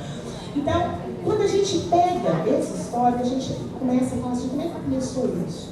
No primeiro momento, gente, começou com racial. Então, nós precisamos pactuar, né, com os grupos, com o coletivo da escola. Nós temos que pactuar isso com a gestão toda. E é um processo. Todo mundo já sabe que injúria racial é crime, que racismo é crime. Mas dentro da escola, a gente não são poucas as situações que, se a gente fosse tratar, né, conforme a lei, a nossa situação ficaria bem complicada. Isso pensando que o que é crime para o adulto, para o adolescente é ato infracional. Então, se um adolescente chama de macaco, é um ato infracional? O juiz pode tratar dessa forma? Pode. Essa tem sido uma grande preocupação nossa, né? E aí, todas essas dimensões, né? Apontar para a escola a importância do coletivo, quebrar o silêncio e mudar os olhares para desnaturalizar o racismo. Distribuição de afeto. A gente não discute isso em escola, porque é estranho, né? A ideia é que o afeto, que o carinho, o cuidado é algo que você só disponibiliza para quem você gosta muito. Mas a gente precisa pensar como que é a educação infantil, como que é a relação com essa criança e qual que é a disposição que um profissional que vai lidar com crianças que elas vão, inclusive, se sentir, desenvolver muito mais, se sentirem no ambiente acolhedor. Esse professor precisa saber que, inclusive, o afeto, ele tem que pensar, né, e se trabalhar para que ele reconheça todas as crianças como crianças com direito, dignas de receberem a atenção, o carinho e o cuidado dele. Eu não vou trabalhar todos, porque vocês pegaram o link, vocês vão conseguir muito mais no site, tá? Pode passar. Pode passar. Com relação... Ai, eu pulei ali. Mas tá. Pode passar, pode passar. Deixa eu ver o que eu fiz. Passa mais um, deixa eu ver. Pode passar. Pode passar. Não, então, me passou. Volta para mim lá no 4. Passou. Deve estar no final. Então, olha, a dimensão 4, nesse documento, ela trabalha com acesso, permanência e sucesso na escola, né? Ela trabalha, então, ela faz apontamentos para como os professores precisam se orientar para pensar o estudante por inteiro. A questão da falta, né? Belo Horizonte tem um programa que chama Programa Família Escola. Nós descobrimos que por trás da infrequência podem ter muitas situações de discriminação racial, de gênero. Então, qualificar essas informações e pensar estratégias para mudar cenários que prejudicam a garantia da aprendizagem. A questão da leitura, da releitura das avaliações que a Rosa Vani tinha trabalhado aqui é essencial para a gente pensar se esse currículo de fato está atendendo às nossas expectativas. Pode passar. A dimensão 5, no material, trabalha com a atuação dos profissionais, né? E entre os apontamentos para a escola refletir é se as profissionais e os profissionais têm conhecimento da própria identidade. Porque numa instituição que você precisa colher o quesito raça-cor dos estudantes e o professor responde que ele não sabe o que ele é, né? Ou ele se olha e fala assim, acho que eu sou amarelo, a gente tem problemas. Então, pensar que essa formação, ela tem que dar conta das questões individuais também dos profissionais que estão na instituição. Fortalecer o trabalho, né, do trabalho coletivo, investir na formação, né, na qualificação do professor, como pesquisador. Esse é um desafio para a gente, porque quem está no dia a dia em sala de aula tem uma vida extremamente acelerada, né? E tem pouco tempo, às vezes, para reflexão, principalmente quem tem 2 cargos, 3 cargos, né? 2 cargos e 3 turnos em casa. Então, pensar esses momentos e qualificar esses momentos. Isso tem um impacto no currículo. Pode passar. Da gestão. Foi muito trabalhado por Rosa, vou pular isso aqui e vou trazer algumas questões, pode passar, por favor, né? Que tem a ver com a rede de proteção e os equipamentos. Pode ir, Deusinho. Então, olha, minha proposta aqui da rede dos equipamentos eu não aprofundei porque eu vi que eu já tinha desenvolvido antes, pessoal. Agora, quando eu recebi esse convite que me honrou tanto, né, eu fiquei pensando que esse seminário, por ter essa representatividade, é importante a gente pensar numa finalização que resulte de fato numa pactuação. Já havia um desejo, e aqui eu vou me permitir compartilhar, de Contagem e de Nova Lima, da gente ter algumas agendas que fossem agendas que tivesse uma sintonia entre as cidades. O nosso desejo é que fosse uma movimentação da região metropolitana. Então, talvez a gente consiga sinalizar aqui quais ações articuladas que a gente consegue desenvolver, pensando que a gente está num ano que começa a década internacional dos afrodescendentes, né? Nós temos aí uma possibilidade de pensar uma política de Estado que nos coloque em outro patamar e de um currículo que realmente dê uma visão de qual cidade a gente quer. Por isso, né, é possível a gente apontar um congresso da rede articulada, né, dessa rede metropolitana, para o próximo ano, para a gente construir essa agenda, né, intermunicipal. Quais as prioridades que a gente consegue pactuar, né, nesse seminário? Pode passar. Além disso, né, pensar as eleições municipais. É possível pensar que esse grupo, essa representação, aponte para o início do ano que vem um documento, né, que oriente as futuras candidaturas em relação à promoção da igualdade racial. Isso é pensar currículo e garantia de currículo, né? Pensar nos fóruns de monitoramento dos planos municipais de educação. Como que a gente vai se organizar? Isso foi desenvolvido aqui, Rosa falou disso, outras pessoas também falaram. Então, como que a gente vai ter essa participação? E aí eu queria, né, fazer nesse momento, fechar, dando visibilidade à Zoilda, que tanto contribuiu para a educação nesse país, né, propondo que a gente pensasse em ações de visibilidade do trabalho dela, né, e pensar, quem sabe, numa semana, a Contagem tem a semana de combate ao racismo, né, que a gente deseja ser parceiro nas agendas futuras, mas pensar numa semana, a Zoilda Loreto Trindade, que aponte, né, os direitos civis, né, os direitos humanos e a educação. Que a gente não saia daqui só feliz por ter se reencontrado, né, mais fortalecido, sabendo que tem tantas pessoas nesse processo, mas que a gente também saia com um compromisso de articulação entre os municípios para que essa política, né, para que essas conquistas não retroajam, porque a gente não está num processo tão tranquilo assim com as políticas de garantia de direito. E pensar currículo, né, pensar cidade, pensar futuro, é pensar todas essas articulações. Muito obrigada.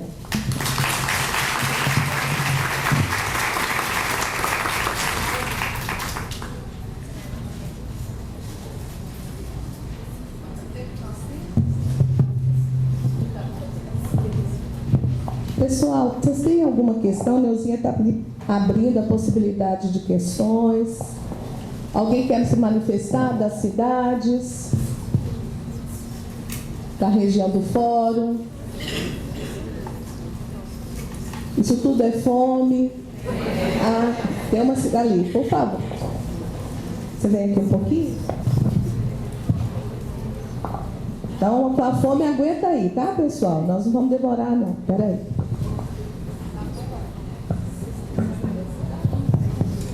Bom dia, pessoal. Meu nome é Vanderleia, eu estou representando a cidade de Betim e sou da rede municipal de BH também, né?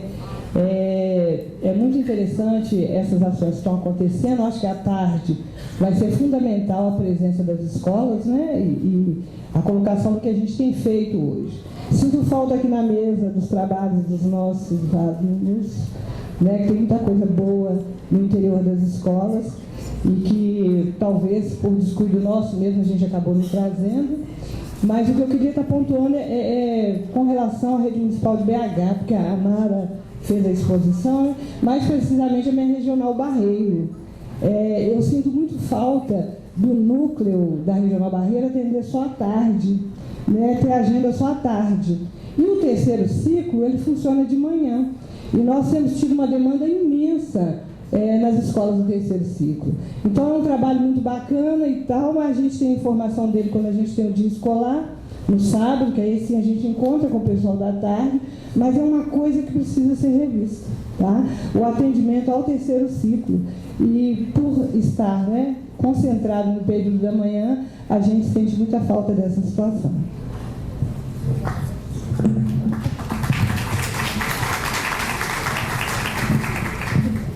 Mais alguém, pessoal? Eu não vou comentar porque o núcleo, a coordenação é a Eleusa, ela está ali com a blusa preta e ela ouviu, né, Eleusa? A reivindicação.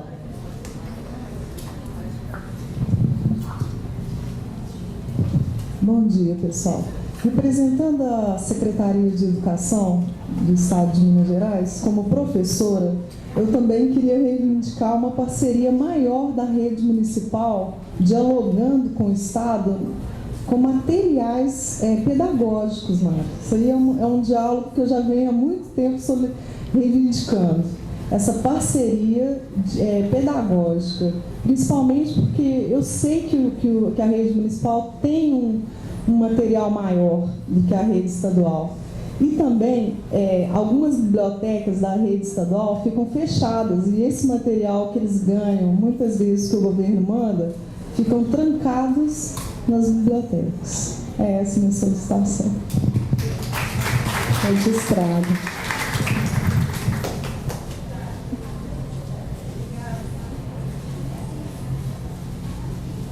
Pessoal, vou encerrar na Marlene, tá? A Mara, quando ela falou na questão do currículo, né, de envolver não só os alunos, mas os profissionais, eu quero trazer aqui, eu acho que uma questão também importante, até de uma experiência que eu tive trabalhando com os alunos na Escola da Periferia de Belo Horizonte, durante uma aula dentro da biblioteca, e isso foram várias experiências que eu tive, mas essa foi muito interessante, porque ela articula essa questão do profissional, e trabalhando com as crianças, meus alunos todos eram negros, e eles foram colocando claramente que as dificuldades que eles tinham para aprender, porque negro não pode aprender. E foram colocando todas as justificativas que eles tinham para isso.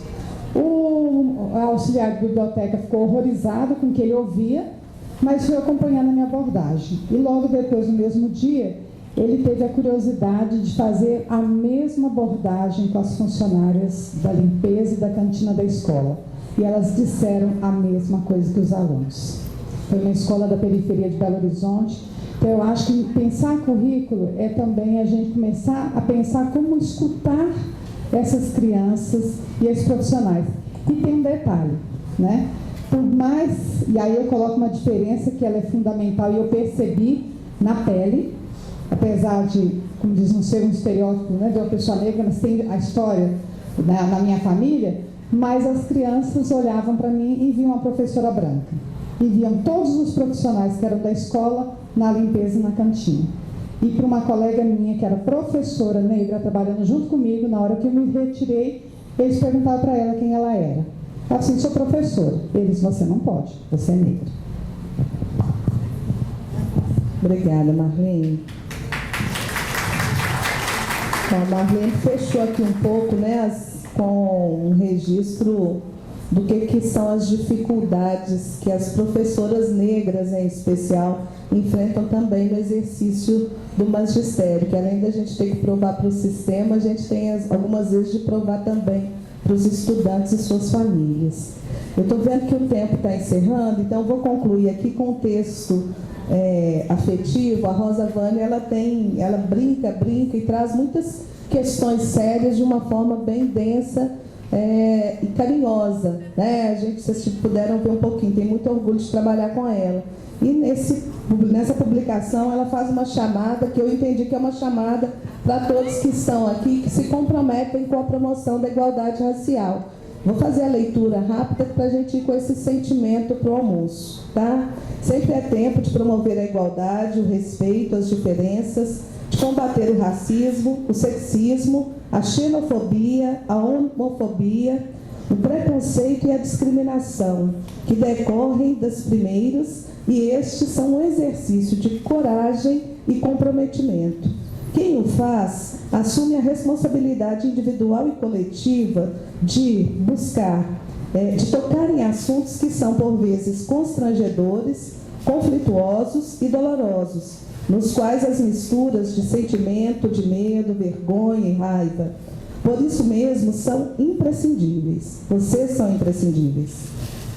Imprescindíveis para o estabelecimento da cidadania, para a promoção dos direitos humanos e civis e para o desenvolvimento de uma cultura de paz, respeito e solidariedade nas escolas. Bom almoço, pessoal.